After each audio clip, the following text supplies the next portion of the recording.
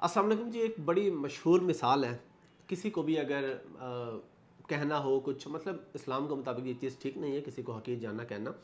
माशरे में एक बात मशहूर है, किसी को कहना हो तो कहते हैं यार ये 2 टके का बंदा है, या ये 2 टके की कंपनी है, या 2 टके की डैश। बड़ा एक जुमला मशहूर हुआ था खलील रहमान कमर साहब के ड्रामे के अंदर, वो एक ड्रामे का सीन था।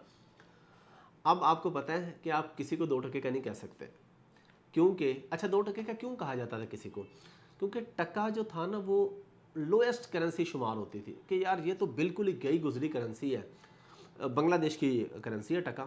तो इसलिए कहते थे कि 2 टके का बंदा या 2 टके की बंदी या 2 टके की कंपनी, कि ये इतनी वो करेंसी डी वैल्यूड है कि उसको हम इधर मिसाल में शुमार करते थे। अब हम ये नहीं कर सकते क्योंकि टके की औकात बढ़ गई है, रुपए की कम हो गई है। इस वक्त रफली 1 टके के तकरीबन 3 रुपए बनते हैं पाकिस्तानी, पौने 3 रुपए। अब आपके पास 3 रुपए हों तो 1 टका बनता है। और एक वो दौर था कि जब टका जो है उसकी कोई वैल्यू नहीं थी, और आज रुपए की कोई वैल्यू नहीं है। तो इसलिए अब ये मिसाल ख़त्म हो गई है, ख़त्म हो जानी चाहिए। आइंदा किसी को ये ना कहें, हाँ अगर किसी को बहुत हकीर कहना हो तो कहें ये 5 रुपए का बंदा है या ये 2 रुपए का बंदा है।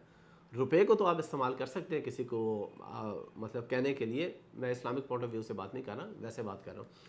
लेकिन अब आप किसी को 2 टके का या 2 टके की नहीं कह सकते भाई। अब हम आ जाते हैं अपनी उसी बात के ऊपर कि इसलिए हम लोग सिखाते हैं और बताते हैं कि भाई फ्रीलांसिंग सीखो, डॉलर्स में पैसे कमाओ। डॉलर्स में पैसे कैसे आएंगे? फ्रीलांसिंग करने से आएंगे। पाकिस्तान में बैठ के जॉब करेंगे, डॉलर्स में कोई नहीं पे करेगा आपको। मैं अक्सर ये मिसाल देता हूँ कि आज से 1.5-2 साल पहले जो बंदा $500 कमा रहा था, वो कमा रहा था 75-80 हज़ार रुपये, 150-60 रुपये रेट। अब वही बंदा तकरीबन 1.5 लाख रुपए कमा रहा है, 300 के करीब रेट है। उसकी तनख्वाह वही $500 है उसी कंपनी में। वो पाकिस्तान में बैठ के उनको सर्विसेज दे रहा है, अमेजोन की, वर्चुअल असिस्टेंट की, ग्राफिक डिज़ाइनिंग की, वीडियो एडिटिंग की, कोई भी सर्विस है वो वही काम कर रहा है। लेकिन अब जब उसकी, क्योंकि डॉलर्स में तनख्वाह फिक्स है, उसको जब डॉलर्स आते हैं तो वो बन जाते हैं 1.5 लाख रुपए, जिसका $500 है, तकरीबन 1.5 लाख रुपए बन जाते हैं। तो हम सबको अब इस करेंसी से निकल के, पीकेआर से निकल के डॉलर्स में इनकम जनरेट करनी है, ताकि हमारे मुल्क का भी फ़ायदा हो, हमारा भी फ़ायदा हो। अब देखें पेट्रोल की प्राइसेस ऊपर गई हैं, इलेक्ट्रिसिटी की प्राइसेस ऊपर गई हैं, गैस की प्राइसेस ऊपर गई हैं।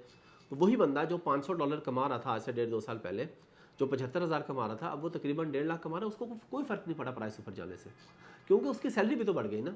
कंपनी ने नहीं बढ़ाई, लेकिन रुपए के डी वैल्यू होने की वजह से उसकी सैलरी ऑटोमेटिकली बढ़ गई।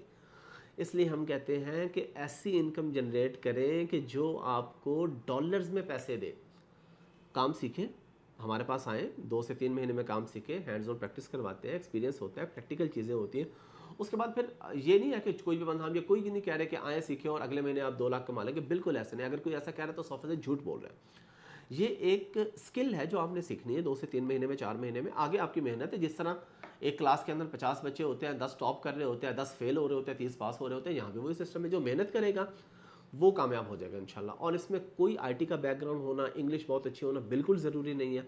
बेसिक इंग्लिश और बेसिक आईटी के बैकग्राउंड से आप, या बेसिक आईटी का बैकग्राउंड तो ज़रूरी नहीं है ना, आपको कंप्यूटर चलाना आता हो, लैपटॉप चलाना आता हो, बाकी ये स्किल है। इसको बच्चे भी सीख सकते हैं, बड़े भी सीख सकते हैं, डॉक्टर्स भी ये काम कर रहे हैं, इंजीनियर्स भी ये काम कर रहे हैं, मैट्रिक पास भी कर रहे हैं, इंटर पास भी कर रहे हैं। और आईटी के एक्सपर्ट ऐसे भी हैं जो इस काम को नहीं कर पा रहे, फेल हो गए इस काम में। डॉक्टर्स भी ऐसे होंगे जो फेल हो गए इस काम में, इंजीनियर्स भी फेल हो गए। तो ये बेसिकली स्किल है, आपने इसको सीखना है, इस पे वर्किंग करनी है, इस पे काम करना है।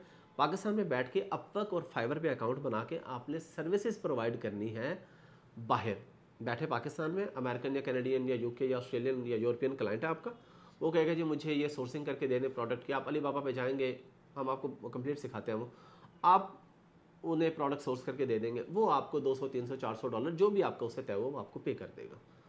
कोई रॉकेट साइंस नहीं है, कोई मुश्किल काम नहीं है।